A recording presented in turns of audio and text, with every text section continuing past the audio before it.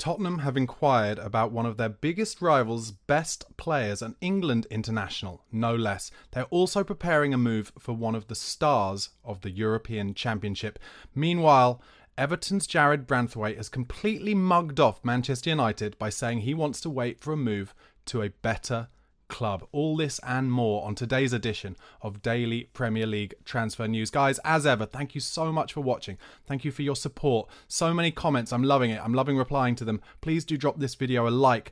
Give me a subscribe if you haven't already, and you will get daily transfer news, manager news, and overall Premier League and further afield news into your inbox. Press the bell button so you know when my videos are made. And also, if you want to listen as an audio podcast, just go over to Spotify or Apple Podcasts, type in the Spurs on podcast. You can find me there, and you can become a member, just £1 a month. All the details in the description box below. Really helps support me and make this daily content for you. But let's get going, starting with Tottenham Hotspur and West Ham United, huge rivals of course, and Tottenham really haven't been able or really seem to be willing to buy any of West Ham stars for a number of years now, not since we really got the Michael Carrick, Freddie Canute, Jermaine Defoe deals done. It seemed like West Ham weren't keen to sell to Spurs after that. However, apparently we've made an inquiry for, I think, arguably their best player, forward Jarrod Bowen.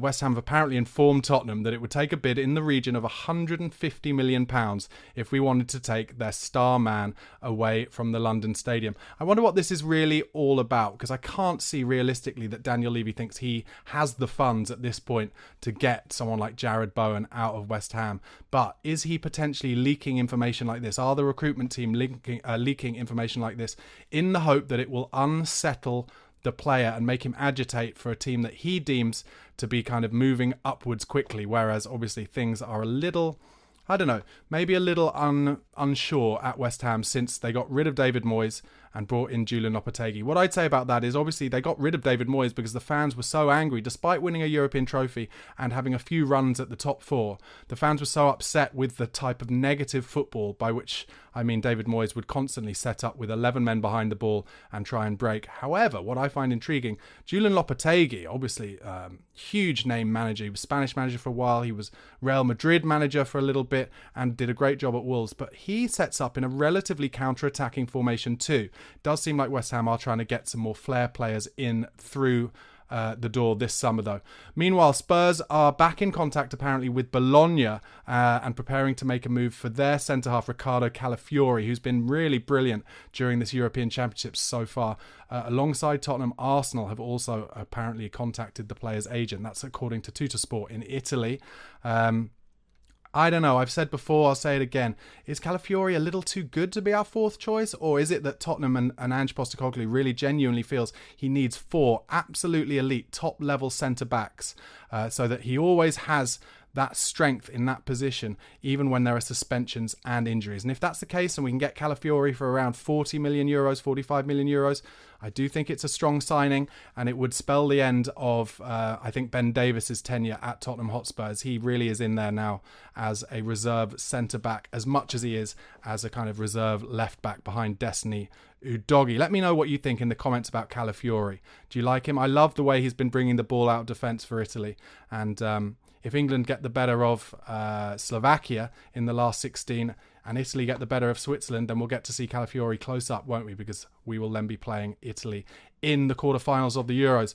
Onwards, obviously, Aston Villa need to sell a player, and Tottenham have apparently made a bid for Jacob Ramsey. He's been a player on our list for a long time, all the way back to January and previously. Apparently, the offer was £20 million plus Giovanni Lo Celso, who obviously Unai Emery, the manager of Aston Villa, has been interested in. He obviously saw a lot of Lo Celso back in Spain when he was managing there, and they've been linked with him this summer. And if they think that they can get Lo Celso on the pitch and injury-free, then he could definitely be a player that would do well at Aston Villa. And of course, if they were to sell Jacob Ramsey, then that would be pure profit that they could use towards beating that profit and sustainability rules deadline on June the 30th, which is only 3 days away now. My instinct on that move is that Aston Villa will be holding out for a purely cash move, and Tottenham are really kind of playing a bit of silly buggers here, seeing if they can throw a player in there to get the money down. But with Aston Villa needing to adhere to these rules before the 30th of June, I think they'll be looking for a pure cash to use in that deal. Maybe they'll want kind of upwards of £35 million. Another rumour that came out yesterday from Demartio, Tottenham apparently offered Newcastle Richarlison in a part money, part swap deal for Alexander Isak. I mean, this potential move and inquiries about Jared Bowen, so it seems like Tottenham are looking for a real marquee signing at the top end. But why are Newcastle going to let Alexander Isak to go to anywhere, let alone us, when we're swimming in the same waters fighting for those Champions League places, unless they got an absolutely astronomical bid? And I think they paid maybe nearly £60 million, maybe a bit more for him. So unless they got something upwards of £100 million, I just cannot see them selling Alexander Isak. He's such a talent. He reminds me of kind of like a young Thierry Henry. He's not quite as blisteringly pacey as Henry, but he pulls out wide really well and takes players on, and then he is an unbelievable finisher. A fox in the box, but also a player who's able to whip it into the top corners from out wide. Very impressed with Isak. He is a player that Tottenham should have been looking at a few years ago. Maybe should have taken a punt on themselves when he was back in Spain. I think he was at Sociedad. And Newcastle did take that risk, and it's really worked out for them. And I don't think Tottenham realistically are going to be getting him away from them anytime soon. Over to Bayer Leverkusen. Spurs interested in defender Piero Hincapié, according to Bild. That's another one that's not a surprise. A lot of these players who have been on the list before, the list is still active. Paratici and Johan Lang clearly going down that list and seeing who is available at what prices. Hincapié been talked about as a potential Spurs player for a while now, and that rumour will not go away. I wasn't able to make a video for you yesterday, but what was it yesterday? It was Wednesday, but late Tuesday night, news came in that Spurs were apparently closing in on Fenerbahce forward Sebastian Szymanski. I don't know a lot about this player, but apparently we've agreed personal terms with him as they look to tie him down to a 4-year deal. It's kind of gone quiet on this front yesterday, with a few journalists suggesting that maybe this isn't a deal that is as far down as that is suggested. The transfer bid apparently at the moment is around €17.5 million from Spurs, and as soon as an agreement is made, the player will come to England for a medical. Keep your eyes open on this one. I certainly will. I'll let you know if I hear more, but it's gone a little bit quiet. I've talked a lot this summer about how important it will be for Spurs to buy a backup keeper to Guillermo Vicario. Obviously, we've still got Fraser Forster, but I just don't think he has the attributes required that if Vicario went down injured or was suspended, I don't think Forster would be quick enough off his line to really cover us. And as a result, I think that's why Spurs apparently have made a proposal to Juan Garcia. He's quite tempted by the offer to Spurs, according to AS, despite interest from elsewhere. He plays for Espanyol, and they want close to his €25 million release clause. I don't think they will get close to that €25 million release clause. If you don't know, in Spain, every single player has to have a financial release clause. It's contractually binding that they have that, and if a club comes in to buy them, they have to pay that release clause unless a bid is accepted lower from the club and they want to get them for the release clause. They have to pay that release clause to a central Primera Liga office, and then the player can come and speak to the club. So Joan Garcia or Juan Garcia, interesting Spurs. Be interesting to see whether that reserve keeper, him or anyone else, comes in. Let me know in the comments, how badly do you think Tottenham need a reserve keeper at the moment? I really think it's actually far more pressing than people are talking about. Meanwhile, Alistair Gold says that Spurs are set to announce the arrival of 16-year-old Glentoran striker George Feni after seeing off competition from around the Premier League for his signature. That's, again, in keeping with what I've talked about a lot. Spurs looking for marquee signings and replacements for players who were looking to get out through the door. And then also opportunity signings, young, raw talent that we can get through the door that has proven done well for us over the last few years with players like Will Lancashire. And clearly Glentoran striker George Feni has impressed them enough, impressed the scouts enough that we're going to get him through the door. Meanwhile, Aston Villa and Spurs apparently, although only if Spurs do manage to get rid of Emerson Royal, are interested in Fiorentina's right back, Michael Coyote. So that's another name to keep an eye out. Meanwhile, Borussia Dortmund have joined AC Milan in being interested in Pierre-Emile Højbjerg. That's according to Bild. Pierre-Emile Højbjerg having a great Euros, as he always does for Denmark, always plays well for Denmark. But according to Corriere dello Sport in Italy, AC Milan could sign both Emerson Royal and Pierre-Emile Højbjerg this summer from Spurs. Milan already have an agreement on personal terms with Emerson, and will enter into negotiations with Spurs for the fullback in terms of agreeing a fee soon. I'm sure that's already happening behind the scenes realistically, but They want to sign a defensive midfielder as well. They've got their new manager, Paulo Fonseca, of course, and Pierre-Emile Højbjerg might fit the bill. So could there be a kind of double deal on the cards there? This is very much Fabio Paratici territory. He will. I wouldn't be surprised if he tries to get a few AC Milan young talented players in there as well. But a double deal could be good. I don't know. What do you think in the comments? How much would you take for Højbjerg and Royal from AC Milan in a double deal? I'd be looking at somewhere like, if we could get 40, if we could get like 37, 38 million euros for those two, I would take it straight away.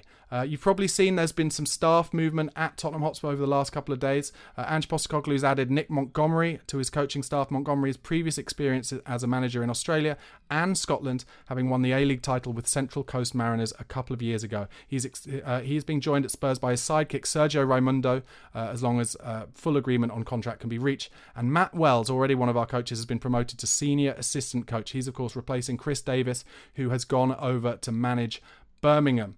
Montgomery and Raimundo will join as assistant coaches and begin their work at the start of pre-season next week. As we know, talked about it a little bit, Big Ange Postecoglou always likes to replenish his staff, get things going differently, and Chris Davis leaving has given him a chance to do that.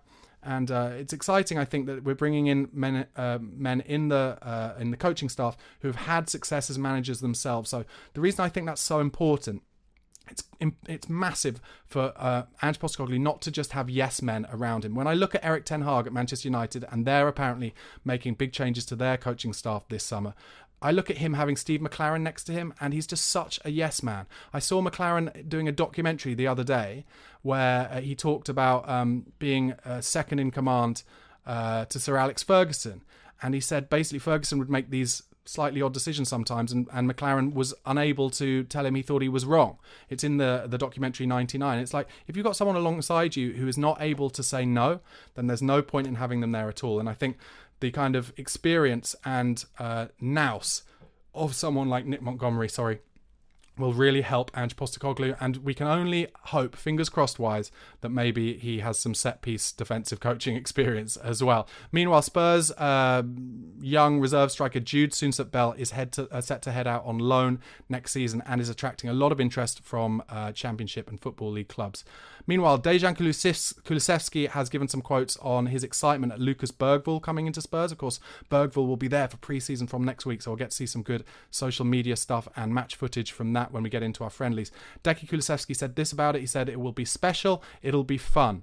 It's nice to be able to speak Swedish too and talk to Lucas. We still have the same culture and the same background. It'll be fun to talk to him and see his reaction to coming to the Premier League." I am very excited about Bergvall. Looks like an incredibly technically gifted young player and just has that freedom of youth. He just seems fearless. And that's what we need a bit of in Spurs' squad at the moment. Some fearlessness, some players who are going to take the ball in tight spaces and drive forward and, still have flair and skill and play some difficult passes, but also do it easy when necessary. Meanwhile, Roy Keane has spoken a bit about why he was a Spurs fan growing up. Thought it was worth talking to you about that, because he always slags off Spurs when he's doing punditry, but yet he was a Spurs fan. He said, "There was a good Irish connection with Spurs. Lots of players there. I used to get a lift off a friend of mine. His dad followed Spurs. I remember thinking, I like Spurs. Hoddle, Clive Allen. I followed Spurs, all these players. I've always had a soft spot for Spurs. Always had a soft spot for them." So, I don't think Roy Keane will ever be a manager of Spurs. I don't think he's ever shown his managerial credentials, but I personally wish he would be a little bit more positive when punditing on Spurs, because he still gives it that old Alex Ferguson, lads, it's Tottenham. And I certainly think under Pochettino, but also now under Ange Postecoglou, that lads, it's Tottenham thing, out the window this season. I really feel confident about that. Christian Romero played for Argentina in a 1-0 win versus Chile. He was man of the match. 60 out of his 74 passes were completed. He made 2 passes into the final third, won 6 of his 9 tackles, 3 clearances, 2 headed clearances, 2 interceptions, 7 ball recoveries, 9 of his 11 ground duels won. Typical Christian Romero, just going in hard. 4 out of 5 of his aerial duos won, and as I mentioned, he won man of the match. So Romero doing well out there in South America. Let's cross our fingers and hope desperately that he doesn't get injured. An absolute mainstay of our central defence and our team, and I think he'll come back even stronger than he was last season. Okay, I'm going to give you some more general Premier League transfer news and transfer news from afar now. Man United have held talks with Juventus about signing Adrien Rabiot, but apparently face competition from Arsenal and Aston Villa for the 29-year-old French midfielder. He is a starter in France's European Championship team. I don't know, he's such a weird player, Rabiot. Technically, unbelievably gifted. I love watching him as a player, but he just goes off the boil sometimes, and then there's all the talk about how his mum's his agent and she's a very, between them both, they're very difficult to deal with. And there's been talk of him potentially moving to the Premier League for a long time, but whenever Spurs have been linked with him, I've always been like, no, let's push the brakes here. He's not the kind of player I'd want to see at Tottenham. I don't know if I can see him coming to someone like Arsenal. I think he's more too likely to rock the boat, but I don't know, maybe Unai Emery at Aston Villa or Erik ten Hag feel like they could get him playing his best stuff in the Premier League. His wage demands would be astronomical. I'm talking about somewhere towards 300 grand a week, so I'm not sure. Let's see what happens. As I mentioned at the top, Jarrett Branthwaite has now come out and said he's happy at Everton. This is according to Fabrizio Romano, and he's prepared to wait for a better club than Manchester United. Manchester United have been trying to lowball Everton this month into selling him for somewhere around £40 million when Everton want upwards of 65, maybe even £80 million for their star centre-half. And he's now come out and said he's happy to stay at the Blues, which will be gutting for Man United because they were hoping, because of this PSR deadline at the end of the month, they would be able to lowball and get Branthwaite on a cheap deal. Meanwhile, apparently Man United have made a first offer to PSG for Manuel Ugarte, and that initial bid was considered insufficient by PSG. And they're not close to negotiations. Is it Ugarte or Ugarte? I'm not really sure. Let me know in the comments. Meanwhile, United apparently could go back to Everton because they want to join the race for Dominic Calvert-Lewin now that Newcastle have dropped out of that. And that is also if they can't get their deal for Joshua Zirkzee over the line. So United, kind of similar to Spurs, clearly have a long list of players they want to come in, and they're going down that list to see who is available. As I mentioned earlier in the week, it feels like it needs to get the ball rolling. One big signing needs to happen, and then other clubs will make the next signing, and then this summer's transfer window will really kick off, and we'll have some brilliant, proper transfer news to report. Aaron Wan-Bissaka has apparently agreed to join Galatasaray for 55 grand a week. United apparently looking for between 13 and 15 million euros, but Galatasaray keen to pay only 7 to 8 million euros. Interesting one, that, isn't it? A lot of Man United fans kind of up in arms about the fact that Galatasaray trying to get such a strong Premier League defender for only 7 or 8 million euros. Meanwhile, Chelsea and Aston Villa are swapping players who've never even played in the Premier League for as much as £20 million, 19, 20 million pounds. That is the madness of the current climate in the Premier League with profit and sustainability rules. I kind of understand what they're saying.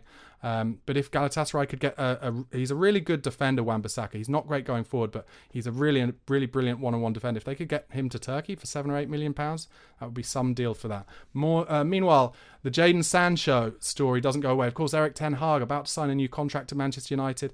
I thought if they got a new manager in, Manchester United might really benefit from having Jadon Sancho back and motivated. But with Erik ten Hag staying there, it looks very much like Jadon Sancho will be leaving, and Barcelona apparently are interested in a loan deal for Sancho. Going across Manchester, Inter have Man City's Mateo Kovacic on a list of midfield targets. I thought Kovacic was a weird move for Manchester City last year. They were looking to replace Gundogan, of course, and Kovacic is not that kind of player, and I don't think he really played that great for them last season at all. Over to Chelsea and West Ham. Apparently Jonathan David, who was interesting Spurs, the Lille player, also now highly thought of at Chelsea and West Ham. Both have inquired about the 24-year-old, also on the shortlist of Manchester United. He's obviously only got 1 year left on his contract, so the vultures are sniffing around him. I guess it'll be up to Jonathan David where he goes when he leaves this summer.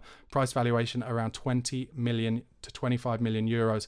Staying at West Ham, Ben Johnson, their fullback, has rejected a new deal and will be signing for Ipswich Town. Don't hate me, but I used to work a little bit for West Ham. Ben Johnson, really nice boy.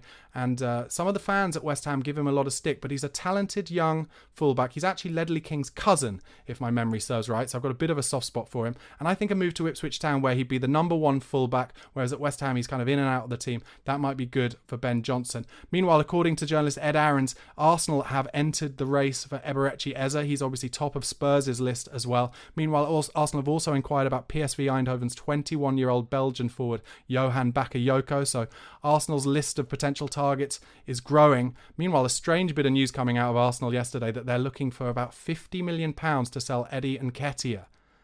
Blimey, I don't know about that. He has not scored enough goals in the Prem. He scored some goals in the Prem, and I get that he's English. There's the homegrown tax. There's, of course, the Premier League to Premier League club tax as well. but I don't think anyone's going to buy Eddie Nketiah for £50 million. Maybe they'd go up to somewhere like late 20s, something like that. But no, he's not shown enough for me. Let me know what you think Eddie Nketiah is worth. Meanwhile, over to Newcastle. Serbian midfielder Miodrag Pivas is set to join the Geordies. The deal's in place to be finalised in the next few days, and Newcastle started talks are prepared to close it soon. Over to Brighton. They're keen on Leicester's 25-year-old midfielder Kieran Dewsbury Hall. Very talented player. I've always liked him when I've watched him. Leicester obviously have come up this year, but they have some profit and sustainability rules issues as well. So it makes sense that Brighton are looking to maybe get him on a slightly cheaper deal than they'd be able to otherwise. Bayern Munich remain interested in Fulham's 28-year-old Portugal midfielder João Paulinho, but still well short of their £60 million valuation. That to me seems like a deal that's definitely going to get done. It nearly got done in January. Spurs not interested in Paulinho, even though I think he'd be a good option, but obviously Ange doesn't think he's the quite the right attributes for Tottenham, and I think Bayern Munich know they can get him. They're just waiting for the number to come down. Apparently the release clause of Dani Olmo at RB Leipzig is valid until July the 15th and is €60 million. Spurs have been interested in him. A lot of Premier League interest in him. He completed his 5th assist for Spain in a major tournament over the last couple of days. And Deco was in the stands. Apparently Bayern Munich are watching him. Deco is watching. Premier League clubs also watching him. Dani Olmo looks like a great player. I'd love to see him in the Premier League, ideally at Spurs. I mentioned earlier Erik ten Hag's new contract. That's set to happen in the next few days. And it looks like Ruud van Nistelrooy will be joining his coaching team. I really wouldn't be surprised if that's to replace Steve McLaren. He looks like a dead man walking, to be honest. And finally, I haven't spoken to you since England drew 0-0 with Slovenia and somehow managed to top the group, and they play Slovakia in the next round, which of course everyone's thinking will be an easy draw, but they're around 10 or 11 places above Slovenia in the world rankings. They're not easy to beat, and England have just not been playing well against teams who set up in a deep block, 5 behind the ball, 3 centre-backs, and I reckon that'll be what happens again. Add to that Slovakia, a big team. They'll be strong at set pieces, and I think it's a very dangerous game. There's, I hope I'm wrong, but shades of Iceland 2016, where it could be very embarrassing, and it could be Gareth Southgate's last game in charge. I'm just not impressed with the way that we are playing football. There's no triangles, there's no quick passing, an inability to get in behind. Southgate seems totally unwilling to kind of give any pace, any sustained minutes. He brought Anthony Gordon on, I think, with just a couple of minutes left. Cole Palmer looked great when he came on out on the right. I wouldn't be afraid of him starting on the right because at least he's willing to get at defenders and push the opposition deep. But Southgate's going to have to do something different. An improvement will have to be made if we're going to make it through to that quarterfinal. What I will say, though, a lot of these tournaments are won by teams who very slowly get into the tournament, find their way, and then gain some momentum later on. So that's all I can hope for. That's all I can hope that'll happen with England, that Kane will fire, that Bellingham will suddenly become a part of the game again. He had a decent first game, but he's gone missing ever since.